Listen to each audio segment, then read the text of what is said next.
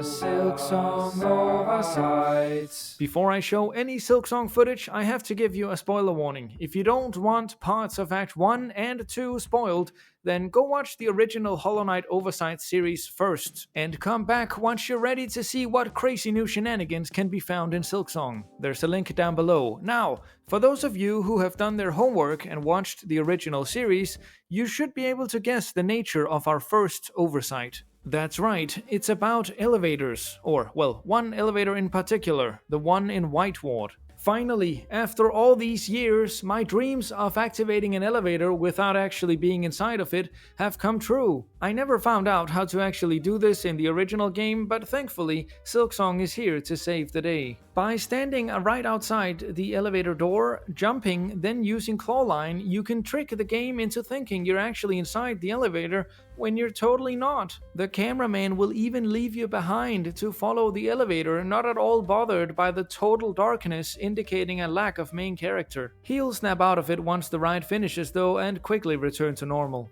Also, by moving to the left, you're able to shift the camera position horizontally while it's moving upwards. Sadly, it always resets at the end. As the old saying goes, elevators are weird, man.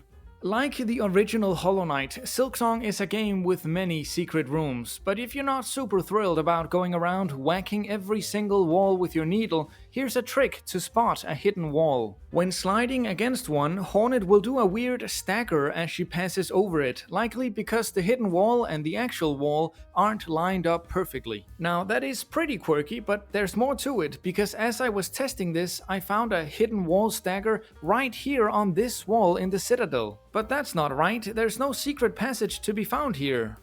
Or is there? Passing through the wall using the debug mod, I was able to uncover what I believe is a totally unused room, fully modeled and everything. Now, maybe I just missed the entrance to this thing and I look a bit silly right now, but I don't think so. I'm pretty sure this room goes completely unused in the actual game. So not only can this slide stagger trick be used to find secret passages, it can also be used to find cut content. Now that's pretty damn neat. That's pretty neat. Next up, I'll rapid fire through some peculiar visual oversights. One of my brothers pointed out that the levers on these trapdoors in deep docks stay afloat for a few frames after the trapdoor closes. It looks alright when it happens normally, but if you slow down the footage, you can clearly see that the lever retracts into pure nothingness. On the topic of collapsing into pure nothingness, this Scar Stalker burrows into the ground right at the edge of his platform, and it looks pretty weird at normal speed, but if you slow it down, wow, that is cursed. Also, what the heck is this supposed to be? I didn't even mean to put this one in the video. This is after the fact, me going back to rewrite the script. I was just trying to collect footage, and then what? Come on, Scar man, you can't just burrow wherever you damn well please. And finally, I got Chakra to help me with this battle arena, which she didn't do on my first playthrough. I don't know what kind of sick curse fell upon me, but anyway, once we defeated all the enemies, she did this little dance move before returning to normal. There, Chakra.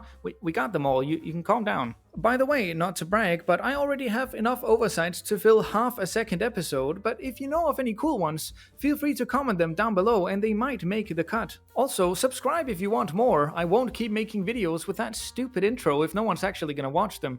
I just look even more silly than I already do. Okay, now we're getting to the really juicy stuff. A lot of you will already know that you can skip the 4th chorus fight, and I'll show you how, but oh boy, is there just so much more you don't know about this boss. Now, I know this is exciting, but just calm down, we'll get to it. First, the skip. What you need to do is collect the Drifter's cloak, and then before going back to 4th chorus, make sure you have enough silk to bind. Then, trigger the boss and wait for the intro sequence to play out. Now you run to the left, jump as high as you can, bind, activate and hold the Drifter's cloak, and once the camera shifts, use the dash. It might take a few tries, and if you fail, you can always reset by hitting the boss for silk, but eventually you should be able to just about make it to the bridge. And voila, you've skipped the 4th chorus. It's even possible to miss the platform and still get the checkpoint, which effectively achieves the same goal. Okay, but most of you probably already knew about that, so here's the interesting part. Because the boss doesn't actually go anywhere, I was gonna make a bit about how you can return to fight him with the Architect's crest and how appropriate that would be and so on. But when I did that, I discovered another oversight.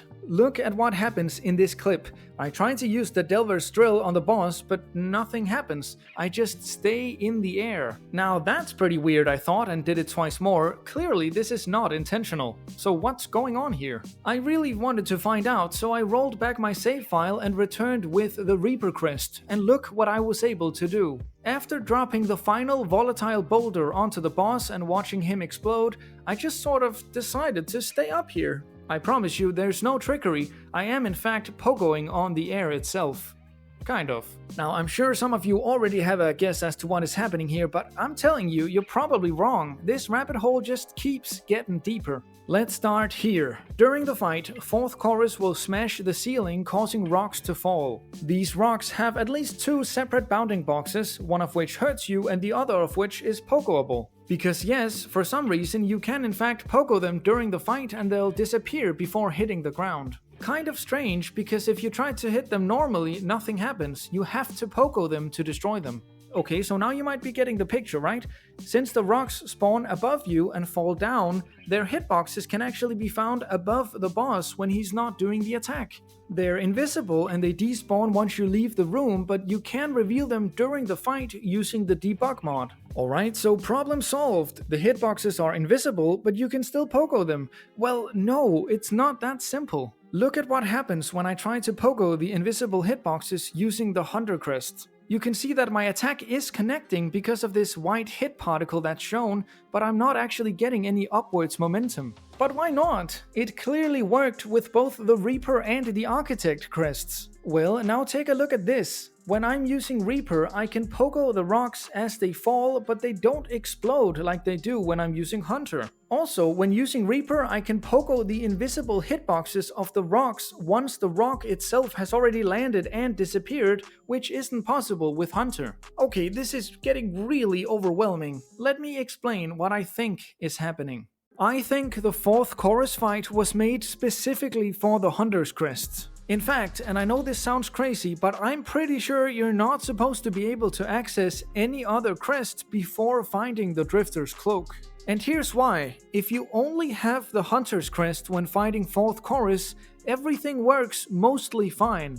There is still that hit particle which appears when pogoing an invisible hitbox, and the fact that you can skip the entire encounter, but for all intents and purposes, everything's pretty normal. The problems only really emerge if you're able to get your hands on another crest before fighting 4th chorus. Now, you're able to do this by skipping the fight as I showed earlier and then coming back with any crest you want, but that hardly seems intentional, so it doesn't really count. What confuses me is that I'm pretty sure you are able to legitimately acquire a crest before finding the Drifter's cloak. Please correct me if I'm wrong, but can't you just go through Wormways to get to Shellwood, Bellheart and then Greymore early? And wouldn't that allow you to quite easily collect the Reaper crest before Drifter's cloak? In any case, if you then go fight 4th chorus with a crest that is not Hunter, I only tested Architect and Reaper, but I assume the fight is coded to only work with Hunter, the fight starts to break apart. Although you're still able to pogo the falling rocks, you're not allowed to destroy them, and you can pogo their hitboxes even once the rock itself disappears. And more importantly, once you reach the final phase, you're able to pogo on all the many invisible hitboxes at the top of the arena. It's pure chaos! Maybe this fight was designed early on and Team Cherry kinda just forgot it was coded only to work with Hunter. Or maybe there's some deeper logic to it that I'm not seeing. In any case, my head is about to explode, so I'm gonna move on to the next oversight. Here's a good one. Now, fair warning, this might have been fixed, I don't know, but I still have the footage, so I'll show you what talking to Vogue in Fleetopia sounded like on release. Sha-Sha. Sha-Sha. Sha-Sha. She's so eager to speak to you that she's interrupting herself with a good old Sha-Sha. It's not an oversight you have to work very hard to trigger either, so I wonder how it's knocked through. Then we've got the case of a Silk Snipper having snipped slightly too hard. Poor fellow, never quite saw how he got in there, but at least I could help free him. Well, free him. Kill him. Then we've got an oversight which breaks with tradition, because it's actually been fixed so far as I've been able to tell. I was so excited to have found this one for the video too. It was the first proper Silksong oversight that I found, which is why I'll still keep it in the video. Now, you'll have to trust me on this one because I don't actually have footage of me triggering the oversight since I was just playing normally with my brothers and not recording. What you could do on release was go to this gate next to the flea caravan and then use the Reaper crest to hit this lever through the wall. I believe you had to do an upslash, which for some reason was able to reach the lever. Looks like they fixed it though, although I don't know how. Anyway, what you could then do, and this is the original footage of me doing it, is go inside the secret area, continue to the right, and then jump into this hole, which would be completely dark. Because you're supposed to enter this room from below once you have the cling grip, the trigger to light up the place is at the other end of the path, and so jumping down here from the wrong side leaves you pretty out of options. It was a pretty cool experience though, and my brothers and I got to kill the Skull Tyrant early because of it. Rest in peace, Reaper lever skip. And then to top it all off, we have this oversight. I hit Moss Mother so hard the entire game stopped working. Don't Alt F4 right as you defeat a boss, kids. Lesson learned. Thank you so much for watching. I'm gonna be honest, it feels great being back to covering oversights, so don't forget to share any juicy ones you might know about in the comments below, and subscribe to the channel if you'd like to see me make this into an actual series. That's all for now. I hope you have a wonderful day, and I'll see you next time. Goodbye.